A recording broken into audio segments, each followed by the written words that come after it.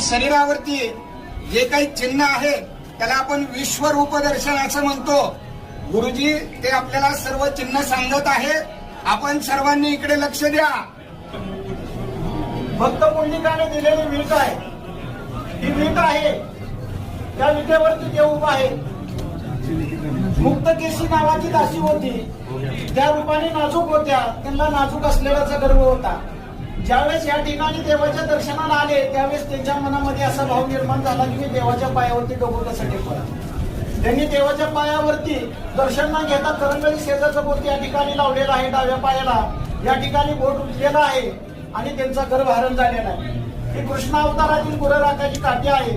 पितांबराचा चोख आहे. डाव्या हातामध्ये शंख आहे, उजव्या हातामध्ये कमल पुष्प आहे. कमरेला वासनी वेलाचा कळतोडा, अर्धांगी रुक्मिणी मातेला बसण्यासाठी दिलेली जागा आहे. ब्रह्मदेवाचे जन्मस्थान नाभी कमल,